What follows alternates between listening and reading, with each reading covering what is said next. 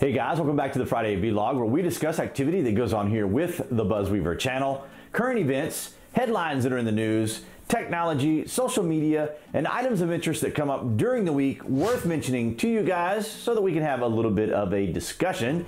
If you guys are new to the channel, I want to welcome you guys here and encourage you to click on that watermark down there in that bottom right hand corner to subscribe, along with clicking that bell so you guys will get the notifications when the next Friday vlog is up and when other content is here on the channel.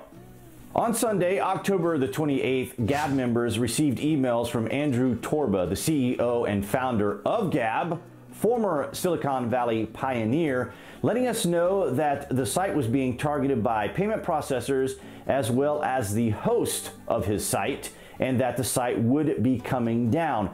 Now, he didn't give a specific date, but on Monday he brought the site down himself. And I can kind of understand that because he wanted to be able to manage and handle all of the different individuals and companies and businesses that he was working with to be able to establish Gab, the site itself. Now, if you're not familiar with Gab, it is very similar to Twitter. Now, it's interesting because, as you guys may remember, during all these levels of censorship and bannings and suspensions, the mocking thing from some of the people that were cheering on the fact that people were being suspended and censored was that, hey, if you don't like it, go make your own website, which is not really practical because if you think about it, hey, if you don't like your electrical bill, you can't just go and, make your own electric company. So essentially what happened here was Torba was actually able to make his own. Him being a very well-versed individual in social media, being there from Silicon Valley. Of course, he wasn't without his detractors from his fellow elites there in Silicon Valley who kept an eye on him.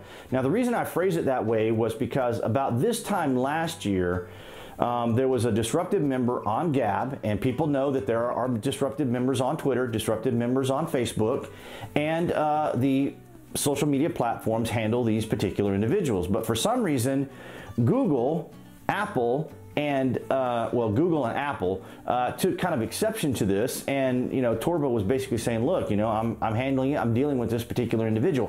One individual out of hundreds of thousands of Gab members, right? And so what happened was Google decided, well, we're going to remove your app from our store, and Apple did the same. So here we are again back with the kind of in concert, in group think activity by the tech giants to go after an actual fellow member, I guess you could say, within the tech community. But it's alternative tech. So if you're not part of the party, then you're going to be part of the target, perhaps. And this is becoming more and more evident. It is without a doubt a very blatant attack on Andrew. Now, you might be saying, well, what was the actual reason for it being taken down? Well, that is because, I got to word this very carefully to get past the YouTube censors.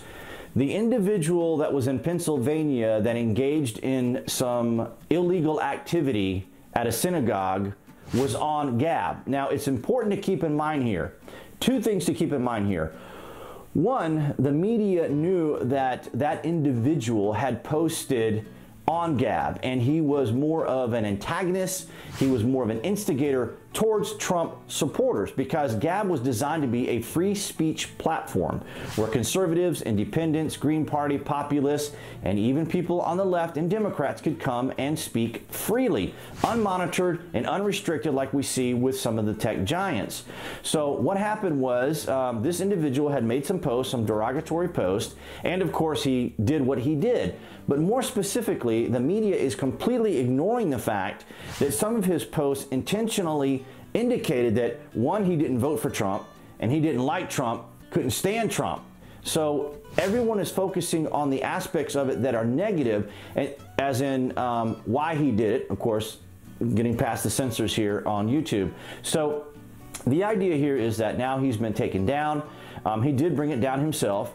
And the thing that really concerns me is that now we have payment processors that are stopping and or suspending or banning people. And that's very concerning, because when you get involved in the money aspect, right, because PayPal, for example, is one of them. They aren't a, I guess you could say, an independent, well, they're an independent private company, but they're also a banking institution. You know, you exchange money there. Now, people would say, oh, yeah, but you don't have to use PayPal. That's true. But in the case of where we are today with the internet, PayPal becomes a very viable exchange service, especially for me. You guys may be familiar with the fact that I do voiceovers for the Lost History channel, and I get paid from the UK. And if I went through my exchange in New York to my bank here in Atlanta, it would be $35 per exchange, if not more, depending on the amount that I'm given. But on PayPal, it's great. I mean, it's within a certain reasonable amount of money to make that exchange. So it's very concerning that now you have PayPal and these payment processors. And we've seen this happen with Alex Jones as well. See, these people that go after these individuals, now you got to keep in mind, these are a very small minority of people. Even though it's the tech giants, right, that are made up of thousands of people, it is the smaller minority of people that are working together. Now, it may be fair to say that the tech giants are really more concerned about how advertisers will see them than, say, them trying to necessarily exert their political views. Now, there is no question that they are asserting their political views, but they're able to work within boundaries.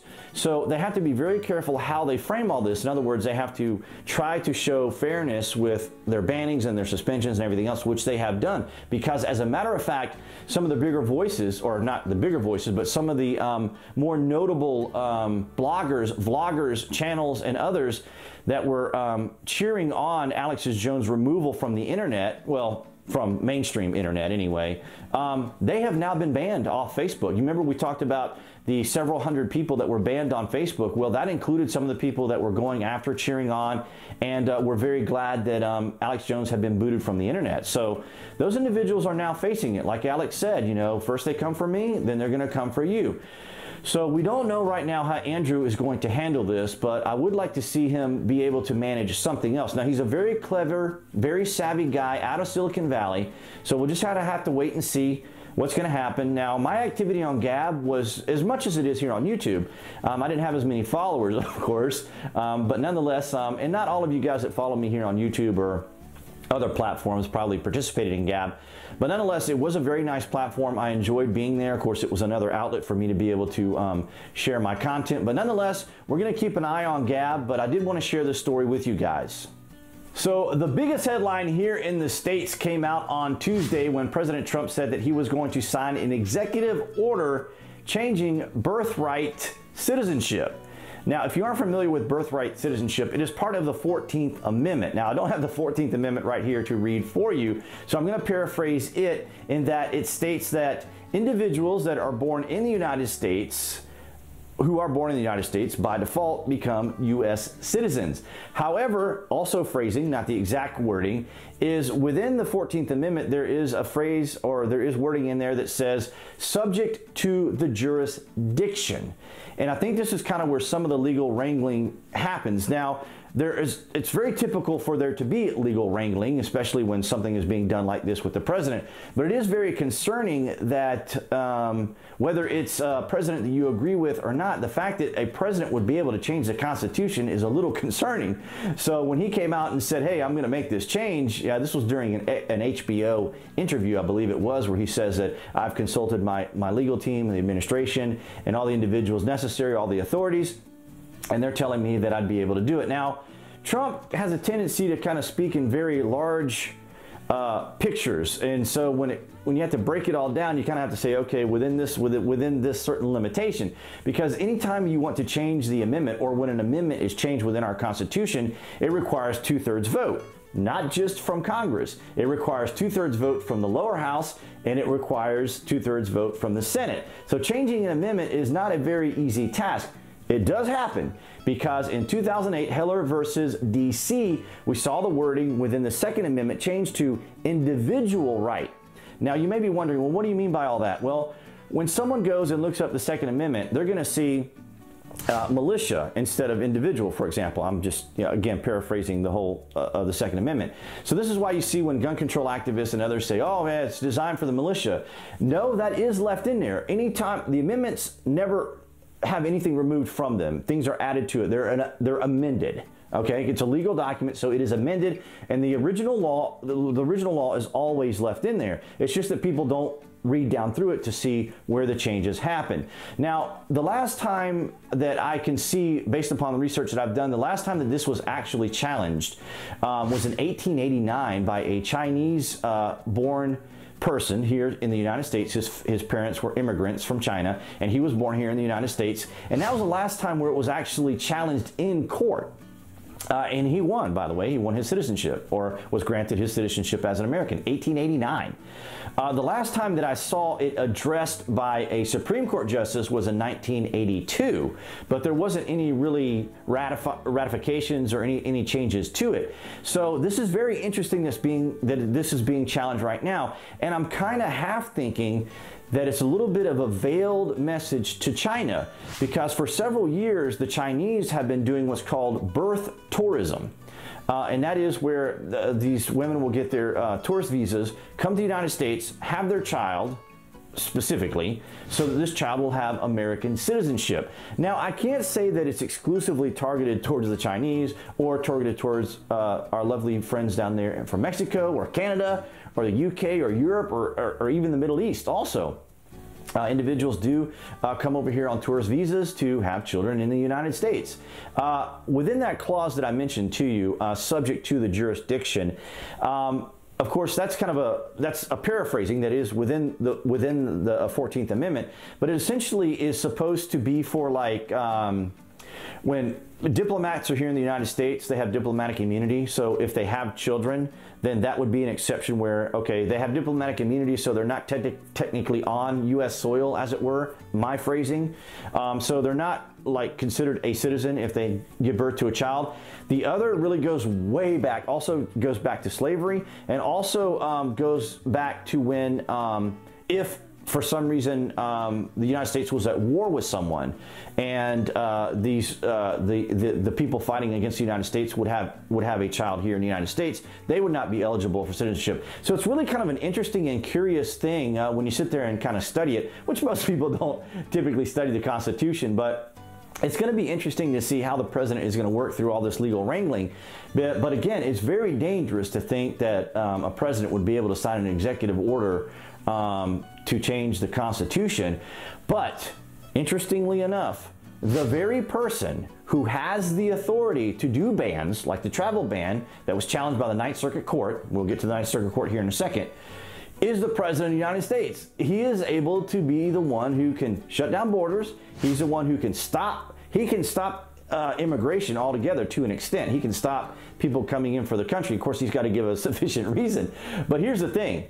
If he were to sign that executive order, I can guarantee you that the Ninth Circuit Court will already have a document prepared to challenge him. And it would be a legal challenge. It would be a legal challenge in the House, and it would be a legal challenge in the Senate. Because again, a president can't change the Constitution. That's a very dangerous and scary thing. So we're going to have to keep an eye on it. But I am very interested to see how Donald Trump is going to play this out.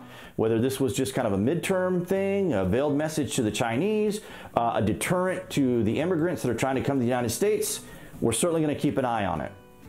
Also this week, the Boston Red Sox were victorious in the World Series against the Los Angeles Dodgers, who was in the World Series for the second consecutive year.